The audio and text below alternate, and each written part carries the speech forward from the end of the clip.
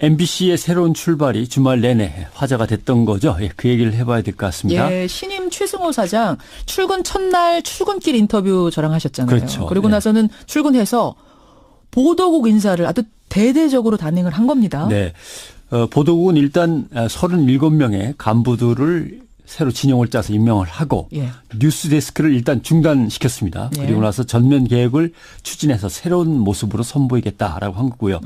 앵커들이 갑자기 사라지니까 뭐 논란이 있었습니다만은 뉴스 데스크라는 것 자체가 없어졌으니까 거기 있던 앵커는 당연히 보직이 이제 그렇죠. 해임되는 거죠. 그렇죠. 지금은 그냥 MBC 뉴스입니다. 예. 이제 이후에 벌어지는 MBC, JTBC, 그다음에 SBS 3개 지상파 텔레비전 방송의 이 뉴스 선두자리 각축전, 지상파와 케이블의 뉴스 선두자리 예. 각축전이 이제 본격화될 거로 아주 기대가 치열해질 됩니다. 걸로 보여요. 예. 근데 KBS는 지금 빠뜨리셨네요.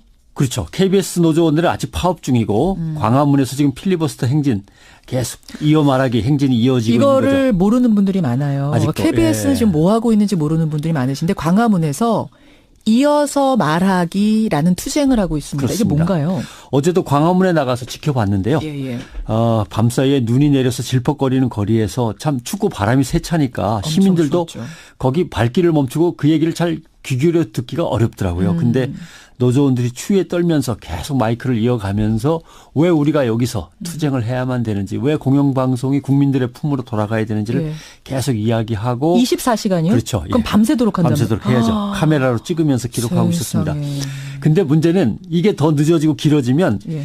KBS 뉴스가 맨 밑바닥으로 추락하는 거예요. 예전에 MBC 뉴스가 그랬듯이 그렇죠. 최저 시청률 시대를 맞이하게 된다라고 하는 이제 위기감이 있는 건데 예. 글쎄요. 공영방송 KBS를 사랑한다면 그 이사진들은 스스로 뭐 물러날 사람 빨리 물러나고 정리될 사람은 정리가 되고 했으면 좋겠는데 참 어렵습니다. KBS의 그 노조원들 보면 마음이 많이 아픈데 지금 MBC를 시작으로 공영방송 적폐청사는 일단은 본 궤도에는 올라선 겁니다. 그렇죠. YTN에서 먼저 경영진이 물러나고 신임 사장이 임명이 됐습니다마는 새 시대 민주 언론에 과연 적합한 인물이냐 내부에서 저항이 강하죠. 그렇더라고요. 그래서 MBC가 결국 새 사장을 맞이하고 경영진, 방송 제작 요원들, 노조, 이사회까지 하나의 흐름을 타고 있어서 MBC가 방송계 적폐청산의 시발점이다 이렇게 봐야겠죠.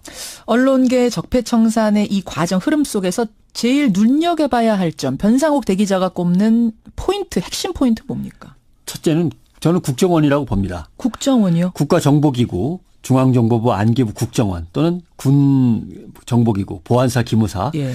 이게 언론을 직접 통제하고 언론사 경영과 방송에 지침을 내리고 논의를 해간 것은 1980년 11월이 끝입니다. 그 이후로는 등장하지 않았어요. 예. 근데 그때는 계엄령이었습니다. 그렇지 않습니까? 그렇죠. 예.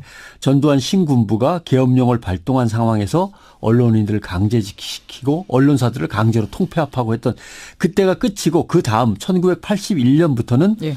문화공보부 국정홍보조정실이 이 역할을 맡았고 그건 당연히 청와대 정무수석실이 지휘를 했던 겁니다. 그렇죠.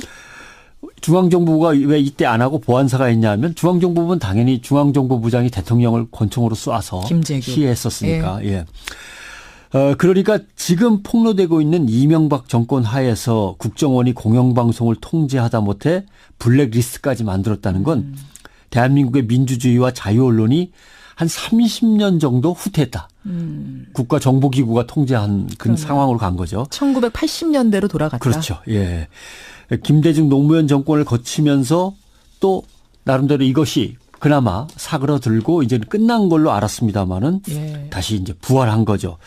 그러니까 결국 공영방송의 국정원이라고 하는 국가정보기가 개입한 것은 이 땅의 민주주의가 한 30년을 후퇴한 거다. 이제 이렇게 볼 수 있는 거고요. 그러네. 또 하나는 그러면 김대중 대통령, 노무현 대통령 10년을 거치면서 다 끝났다고 하는데 왜 갑자기 또 등장한 것이냐라고 하는 부분은 이것은 그동안의 기득권 세력과 보수 우익 정당이 뉴라이트라고 하는 새로운 지배 이데올로기를 가지고 정권을 다시 찾아오기 위해서 몸부림치면서 그것들이 준비돼 있다가 이제 등장한 거다 이렇게 볼 수 있는 거죠. 저는 어떻게 그토록 갑작스럽게 너무도 빨리 30년이나 뒷걸음칠 수 있었던 건지 그게 사실 놀라워요. 박정희 정권 때는 유신 기자라는 게 있었어요. 유신 기자요? 예, 그러니까 공화당에 있다가 너 내일부터 KBS 가서 부장해라 그러면 가는 거예요. 예, 정치권에서 떨어져. 이런 사람들은 자랑스럽게 명찰을 달고 다녔어요. 내가 이래봬도 위에서 돌봐주시는 분이야. 나 유신 기자야. 하고. 전두환 때는 어용 기자라고 불렀습니다. 예. 용비어천가를 지어서 불렀다고 해가지고 그렇죠. 설날 추석 때 이제 대통령하고 고위 정치꾼들에게 가서 절하고 용돈 받아오던 시절입니다. 이 사람들도 자기가 자랑하면서 좀 지냈어요. 김영삼 정권에서는 유명한 YS 언론장 학생, 그렇죠. 예. 김 대통령을 지지하면서 정보를 갖다 빼내주거나 자문을 해주는 사람들. 예. DJ 때는 기억하실지 모르겠습니다만 위스키 앤 캐시라고. 그건 뭐예요? 위스키는 술 마시는 거고 캐시는 돈 봉투 이렇게. 예, 그래서 대통령 측근들이 국가 시스템을 통해서 통제한 게 아니고 대통령 측근들이 직접 언론인들을 만나서 접대하고 컨트롤하려고 했던 그런 시절이고 노무현 대통령 때는 그런 게 없었고 그러면서 이명박 대통령과 갑작스럽게 돌아온 박근혜 대통령은 문민정권 15년의 공백을 메우고 어디서 갑자기 사람들을 모아가지고 언론을 갖다 이렇게 쉽게 통제할 수 있었을까? 그것은 뉴라이트라는 새로운 지배 이데올로기가 우리 사회에 뿌리를 내리면서 KBS, MBC 등 공영방송 내에 내부 부역자들이 이미 있었던 거예요. 아하. 그 사람들이 권력 지향적이고 기회주의자로서 뉴라이트를 받아들였던지 아니면 뉴라이트를 받아들이진 않았지만 그걸로 겉옷을 입고 권력에게 어떻게든 접근을 했던지. 근데 공영방송에는 노조도 다 있고 그렇잖아요. 이 부분이 제일 어려운 부분인데요. 이건 마치 영국 대처수상이 했던 방법을 그대로 쓰고 있는 게 눈에 띕니다. 노조를 먼저 와야하고 노조 집행부와 노조원들을 떼놓고 노조원들을 교육훈련시킨다 그러면서 분산시키고 다른 곳으로 옮겨놓고 잡아가두거나 아니면 민사 손해배상 소송을 걸거나. 그러니까 묶어놓고 노조를. 그러니까 MBC, KBS도 보면 1노조, 2노조, 3노조가 그래서 생긴 거죠. 그다음에 교육발령이라고. 왜냐하면 징계하거나 강제직하면 몇 명만 해당되지만 그렇죠. 교육발령으로 쫙 흐트러놓으면은 수백 명을 한꺼번에 흐트러놓을 수 있거든요. 힘을 빼놓는. 예. 비제작 부서로 기자, PD, 아나운서를 옮겨놓거나. 또 MBC 노조도 지금 191억인가 아마 있을 겁니다. 손해배상 소송 걸려 손해배상 소송을 걸어놓고. 이렇게 해서 꼼꼼하고 촘촘한 압박 때문에 이 노조가 힘을 못 썼던 건데 과연 이것을 그 경영진이 기획을 했을까? 노조, 기자협회, PD협회, 아나운서협회를 갖다 이렇게 꼼꼼하게 얽어매는 이 작업을 과연 누가 했느냐?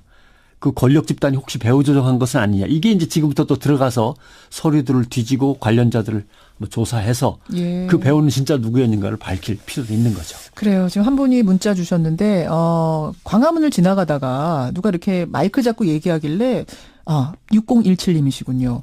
뭐 하는 거지 하고 그냥 지나가셨대요. 근데 알고 보니 그게 KBS 직원들이 이어 말하기 대회 하고 있는 거군요 하면서 격려의 박수 보내주셨습니다. 귀 기울여 듣기가 어렵더라고요. 근데 노조원들이 추위에 떨면서 계속 마이크를 이어가면서 왜 우리가 여기서 투쟁을 해야만 되는지 왜 공영방송이 국민들의 품으로 돌아가야 되는지를 계속 이야기하고 24시간이요? 그렇죠. 그럼 밤새도록 한다면 밤새도록 해야죠. 카메라로 찍으면서 기록하고 있었습니다. 근데 문제는 이게 더 늦어지고 길어지면 KBS 뉴스가 맨 밑바닥으로 추락하는 거예요. 예전에 MBC 뉴스가 그랬듯이 그렇죠. 최저 시청률 시대를 맞이하게 된다라고 하는 이제 위기감이 있는 건데 글쎄요. 공영방송 KBS를 사랑한다면 그 이사진들은 스스로 물러날 사람 빨리 물러나고 정리될 사람은 정리가 되고 했으면 좋겠는데 참 어렵습니다. KBS의 그 노조원들 보면 마음이 많이 아픈데 지금 MBC를 시작으로 공영방송 적폐청사는 일단은 본 궤도에는 올라선 겁니다. 그렇죠. YTN에서 먼저 경영진이 물러나고 신임 사장이 임명이 됐습니다마는 새 시대 민주언론에 과연 적합한 인물이냐. 내부에서 저항이 강하죠. 그렇더라고요. 그래서 MBC가 결국 새 사장을 맞이하고 경영진, 방송 제작 요원들, 노조, 이사회까지 하나의 흐름을 타고 있어서 MBC가 방송계 적폐청산의 시발점이다 이렇게 봐야겠죠. 언론계 적폐청산의 이 과정 흐름 속에서 제일 눈여겨봐야 할 점 변상욱 대기자가 꼽는 포인트, 핵심 포인트 뭡니까? 첫째는 저는 국정원이라고 봅니다. 국정원이요? 국가정보기구. 중앙정보부, 안기부, 국정원 또는 군정보기구, 보안사, 기무사 이게 언론을 직접 통제하고 언론사 경영과 방송에 지침을 내리고 논의를 해간 것은 1980년 11월이 끝입니다. 그 이후로는 등장하지 않았어요. 근데 그때는 계엄령이었습니다. 그렇지 않습니까? 그렇죠. 전두환 신군부가 계엄령을 발동한 상황에서 언론인들을 강제시키고 언론사들을 강제로 통폐합하고 했던 그때가 끝이고 그 다음 1981년부터는 문화공보부 국정홍보조정실이 이 역할을 맡았고 그건 당연히 청와대 정무수석실이 지휘를 했던 겁니다. 그렇죠. 중앙정보부가 왜 이때 안 하고 보안사가 했냐면 중앙정보부는 당연히 중앙정보부장이 대통령을 권총으로 쏴서 김재규. 시해했었으니까. 예. 그러니까 지금 폭로되고 있는 이명박 정권 하에서 국정원이 공영방송을 통제하다 못해 블랙리스트까지 만들었다는 건 대한민국의 민주주의와 자유언론이 한 30년 정도 후퇴했다. 국가정보기구가 통제한 그런 상황으로 간 거죠. 1980년대로 돌아갔다. 그렇죠. 예. 김대중 노무현 정권을 거치면서 또 나름대로 이것이 그나마 사그러들고 이제는 끝난 걸로 알았습니다마는 예. 다시 이제 부활한 거죠.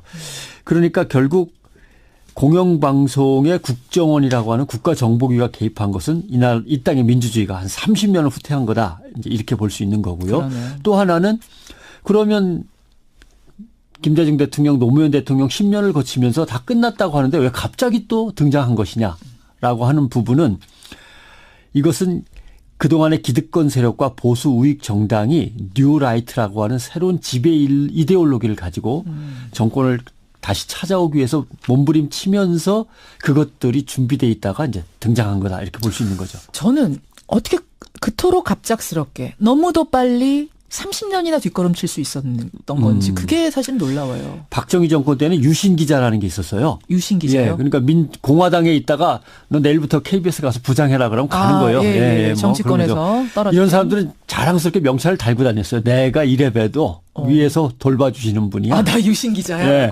전두환 때는 어용 기자라고 불렀습니다. 예. 용비어천가를 지어서 불렀다 그래가지고 그렇죠. 설날 추석 때 이제 대통령하고 고위 정치꾼들에게 가서 절하고 용돈 받아오던 시절입니다. 이 사람들도 자기가 자랑하면서 좀 지냈어요. 김영삼 정권에서는 유명한 YS 언론장 학생, 그렇죠. 김 대통령을 지지하면서 정보를 갖다 빼내주거나 자문을 해주는 사람들. 예. DJ 때는 기억하실지 모르겠습니다만 위스키 앤 캐시라고. 그건 뭐예요? 위스키는 술 마시는 거고 캐시는 돈 봉투 이렇게. 예, 그래서 대통령 측근들이 국가 시스템을 통해서 통제한 게 아니고 대통령 측근들이 직접 언론인들을 만나서 접대하고 컨트롤하려고 했던 그런 시절이고 노무현 대통령 때는 그런 게 없었고 예. 그러면서 이명박 대통령과 갑작스럽게 돌아온 박근혜 대통령은 문민정권 15년의 공백을 메우고 어디서 갑자기 사람들을 모아가지고 언론을 갖다 이렇게 쉽게 통제할 수 있었을까? 그것은 뉴라이트라는 새로운 지배 이데올로기가 우리 사회에 뿌리를 내리면서 KBS, MBC 등 공영방송 내에 내부 부역자들이 이미 있었던 거예요. 아하. 그 사람들이 권력 지향적이고 기회주의자로서 뉴라이트를 받아들였던지 아니면 뉴라이트를 받아들이진 않았지만 그걸로 겉옷을 입고 권력에게 어떻게든 접근을 했던지. 근데 그런 게 있었던 거죠. 공영방송에는 노조도 다 있고 그렇잖아요. 이 부분이 제일 어려운 부분인데요. 이건 마치 영국 대처수상이 했던 방법을 그대로 쓰고 있는 게 눈에 띕니다. 노조를 먼저 와해하고 노조 집행부와 노조원들을 떼놓고 예. 노조원들을 교육훈련 시킨다 그러면서 분산시키고 다른 곳으로 옮겨놓고 잡아가두거나 아니면 민사 손해배상 소송을 걸거나. 일단 묶어놓고 노조를. 그러니까 MBC, KBS도 보면 1노조, 2노조, 3노조가 그래서 생긴 거죠. 예. 그다음에 교육발령이라고. 왜냐하면 징계하거나 강제직하면 몇 명만 해당되지만 그렇죠. 교육발령으로 쫙 흐트러놓으면은 수백 명을 한꺼번에 흐트러놓을 수 있거든요. 힘을 빼놓는. 예. 비제작 부서로 기자, PD, 아나운서를 옮겨놓거나. 예. 또 MBC 노조도 지금 191억인가 아마 있을 겁니다. 손해배상 소송 걸렸어요. 손해배상 소송을 걸어놓고. 이렇게 해서 꼼꼼하고 촘촘한 압박 때문에 이 노조가 힘을 못 썼던 건데 과연 이것을 그 경영진이 기획을 했을까? 노조, 기자협회, PD협회, 아나운서협회를 갖다 이렇게 꼼꼼하게 얽어매는 이 작업을 과연 누가 했느냐? 그 권력 집단이 혹시 배후 조정한 것은 아니냐? 이게 이제 지금부터 또 들어가서 서류들을 뒤지고 관련자들을 뭐 조사해서 예. 그 배우는 진짜 누구였는가를 밝힐 필요도 있는 거죠. 그래요. 지금 한 분이 문자 주셨는데 광화문을 지나가다가 누가 이렇게 마이크 잡고 얘기하길래 6017님이시군요. 뭐 하는 거지 하고 그냥 지나가셨대요. 근데 알고 보니 그게 KBS, KBS 직원들이 이어 말하기 대회 하고 있는 거군요 하면서 격려의 박수 보내주셨어요. 동안 상황에서 언론인들을 강제시키고 언론사들을 강제로 통폐합하고 했던 그때가 끝이고 그 다음 1981년부터는 예. 문화공보부 국정홍보조정실이 이 역할을 맡았고 그건 당연히 청와대 정무수석실이 지휘를 했던 겁니다. 그렇죠. 중앙정보부가 왜 이때 안 하고 보안사가 했냐면 중앙정보부는 당연히 중앙정보부장이 대통령을 권총으로 쏴서 김재규. 시해했었으니까. 예. 그러니까 지금 폭로되고 있는 이명박 정권 하에서 국정원이 공영방송을 통제하다 못해 블랙리스트까지 만들었다는 건 대한민국의 민주주의와 자유언론이 한 30년 정도 후퇴했다. 국가정보기구가 통제한 그런 상황으로 간 거죠. 1980년대로 돌아갔다. 그렇죠. 예. 김대중 노무현 정권을 거치면서 또 나름대로 이것이 그나마 사그러들고 이제는 끝난 걸로 알았습니다마는 예. 다시 이제 부활한 거죠.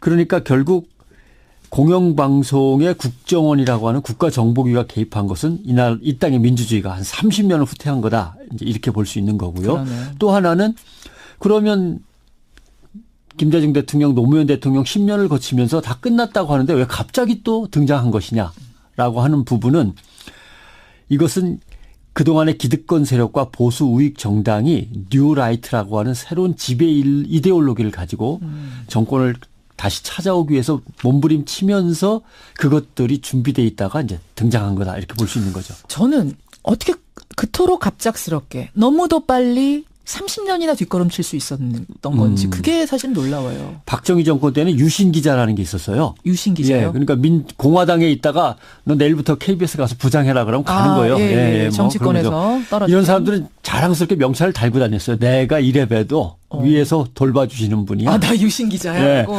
전두환 때는 어용 기자라고 불렀습니다. 예. 용비어천가를 지어서 불렀다 그래가지고 그렇죠. 설날 추석 때 이제 대통령하고 고위 정치꾼들에게 가서 절하고 용돈 받아오던 시절입니다. 이 사람들도 자기가 자랑하면서 좀 지냈어요. 김영삼 정권에서는 유명한 YS 언론장 학생, 그렇죠. 예. 김 대통령을 지지하면서 정보를 갖다 빼내주거나 자문을 해주는 사람들. 예. DJ 때는 기억하실지 모르겠습니다만 위스키 앤 캐시라고. 그건 뭐예요? 위스키는 술 마시는 거고 캐시는 돈. BC가 결국 새 사장을 맞이하고 경영진, 방송 제작 요원들, 노조, 이사회까지 하나의 흐름을 타고 있어서 MBC가 방송계 적폐청산의 시발점이다 이렇게 봐야겠죠. 언론계 적폐청산의 이 과정 흐름 속에서 제일 눈여겨봐야 할 점, 변상욱 대기자가 꼽는 포인트, 핵심 포인트 뭡니까? 첫째는 저는 국정원이라고 봅니다. 국정원이요? 국가정보기구, 중앙정보부, 안기부, 국정원 또는 군정보기구, 보안사, 기무사. 예. 이게 언론을 직접 통제하고 언론사 경영과 방송에 지침을 내리고 논의를 해간 것은 1980년 11월이 끝입니다. 그 이후로는 등장하지 않았어요. 예. 근데 그때는 계엄령이었습니다. 그렇지 않습니까? 그렇죠. 예. 전두환 신군부가 계엄령을 발동한 상황에서 언론인들을 강제시키고 언론사들을 강제로 통폐합하고 했던 그때가 끝이고 그 다음 1981년부터는 예. 문화공보부 국정홍보조정실이 이 역할을 맡았고 그건 당연히 청와대 정무수석실이 지휘를 했던 겁니다. 그렇죠. 중앙정보부가 왜 이때 안 하고 보안사가 했냐면 중앙정보부는 당연히 중앙정보부장이 대통령을 권총으로 쏴서 김재규. 시해했었으니까. 예. 그러니까 지금 폭로되고 있는 이명박 정권 하에서 국정원이 공영방송을 통제하다 못해 블랙리스트까지 만들었다는 건 대한민국의 민주주의와 자유언론이 한 30년 정도 후퇴했다. 국가정보기구가 통제한 그런 상황으로 간 거죠. 1980년대로 돌아갔다. 그렇죠. 예. 김대중 노무현 정권을 거치면서 또 나름대로 이것이 그나마 사그러들고 이제는 끝난 걸로 알았습니다마는 예. 다시 이제 부활한 거죠.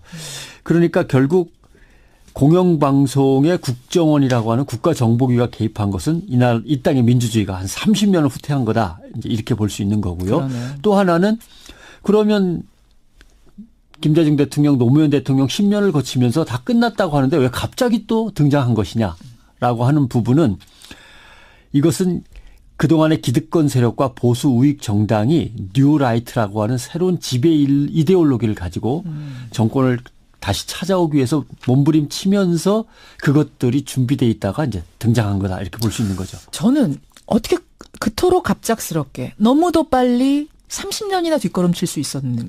MBC의 새로운 출발이 주말 내내 화제가 됐던 거죠. 예, 그 얘기를 해봐야 될 것 같습니다. 예, 신임 최승호 사장 출근 첫날 출근길 인터뷰 저랑 하셨잖아요. 그렇죠. 그리고 네. 나서는 출근해서 보도국 인사를 아주 대대적으로 단행을 한 겁니다. 네.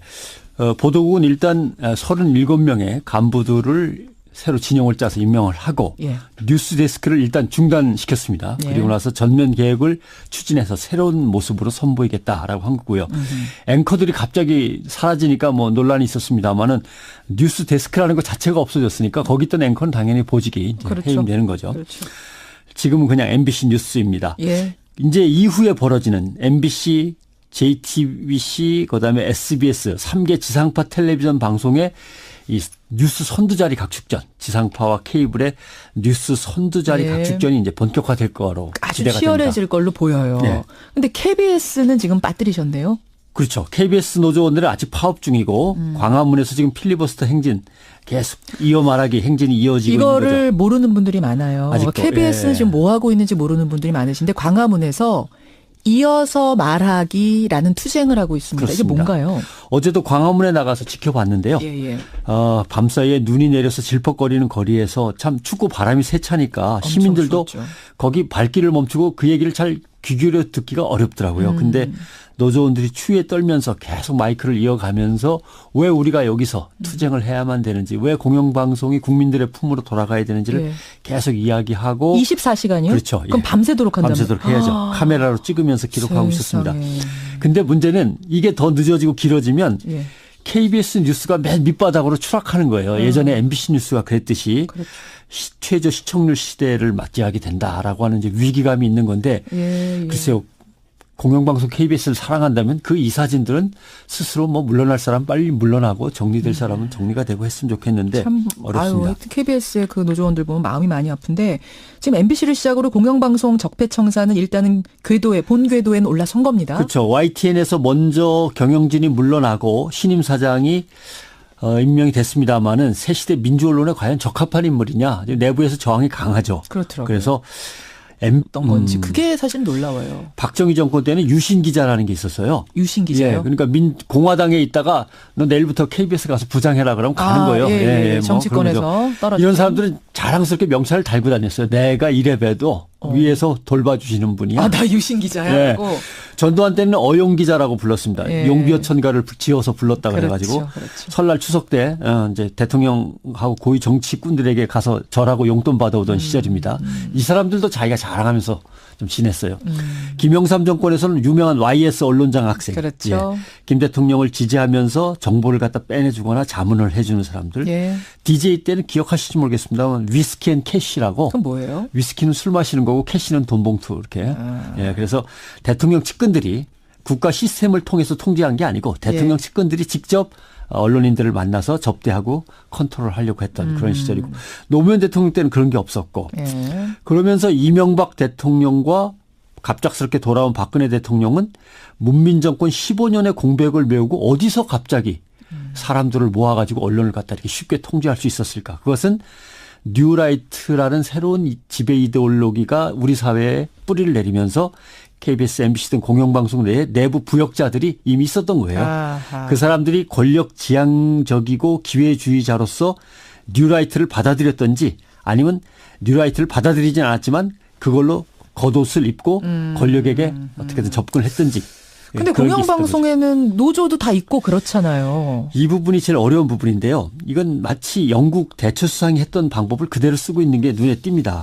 노조를 먼저 와야하고 노조 집행부와 노조원들을 떼놓고 예. 노조원들을 교육훈련시킨다 그러면서 분산시키고 다른 곳으로 옮겨놓고 잡아가두거나 아니면 민사 손해배상 소송을 걸거나. 묶어놓고 예. 노조를. 그러니까 MBC, KBS도 보면 1노조, 2노조, 3노조가 그래서 생긴 거죠. 예. 그다음에 교육발령이라고. 왜냐하면 징계하거나 강제직하면 몇 명만 해당되지만 그렇죠. 교육발령으로 쫙 흐트러놓으면은 수백 명을 한꺼번에 흐트러놓을 수 있거든요. 힘을 빼놓는. 예. 비제작 부서로 기자, PD, 아나운서를 옮겨놓거나. 예. 또 MBC 노조도 지금 191억인가 아마 있을 겁니다. 손해배상 소송 걸렸어요. 손해배상 소송을 걸어놓고. 이렇게 해서 꼼꼼하고 촘촘한 압박 때문에 이 노조가 힘을 못 썼던 건데 과연 이것을 그 경영진이 기획을 했을까? 노조, 기자협회, PD협회, 아나운서협회를 갖다 이렇게 꼼꼼하게 얽어매는 이 작업을 과연 누가 했느냐? 그 권력 집단이 혹시 배후 조정한 것은 아니냐? 이게 이제 지금부터 또 들어가서 서류들을 뒤지고 관련자들을 뭐 조사해서 예. 그 배우는 진짜 누구였는가를 밝힐 필요도 있는 거죠. 그래요. 지금 한 분이 문자 주셨는데 광화문을 지나가다가 누가 이렇게 마이크 잡고 얘기하길래 6017님이시군요.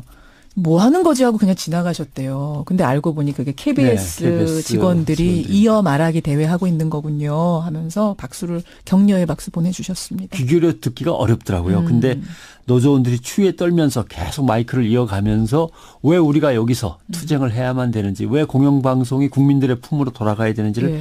계속 이야기하고 24시간이요? 그렇죠. 그럼 예. 밤새도록 한다면 밤새도록 해야죠. 카메라로 찍으면서 기록하고 있었습니다. 근데 문제는 이게 더 늦어지고 길어지면 예. KBS 뉴스가 맨 밑바닥으로 추락하는 거예요. 예전에 MBC 뉴스가 그랬듯이 그렇죠. 최저 시청률 시대를 맞이하게 된다라고 하는 이제 위기감이 있는 건데 예. 글쎄요. 공영방송 KBS를 사랑한다면 그 이사진들은 스스로 뭐 물러날 사람 빨리 물러나고 정리될 사람은 정리가 되고 했으면 좋겠는데 참 어렵습니다. 아유, KBS의 그 노조원들 보면 마음이 많이 아픈데 지금 MBC를 시작으로 공영방송 적폐청사는 일단은 본 궤도에는 올라선 겁니다. 그렇죠. YTN에서 먼저 경영진이 물러나고 신임 사장이 임명이 됐습니다마는 새 시대 민주 언론에 과연 적합한 인물이냐 내부에서 저항이 강하죠. 그렇더라고요. 그래서 MBC가 결국 새 사장을 맞이하고 경영진 방송 제작 요원들 노조 이사회까지 하나의 흐름을 타고 있어서 MBC가 방송계 적폐청산의 시발점이다 이렇게 봐야겠죠. 언론계 적폐청산의 이 과정 흐름 속에서 제일 눈여겨봐야 할 점 변상욱 대기자가 꼽는 핵심 포인트 뭡니까? 첫째는 저는 국정원이라고 봅니다. 국정원이요? 국가정보기구, 중앙정보부 안기부 국정원 또는 군정보기구, 보안사 기무사 예.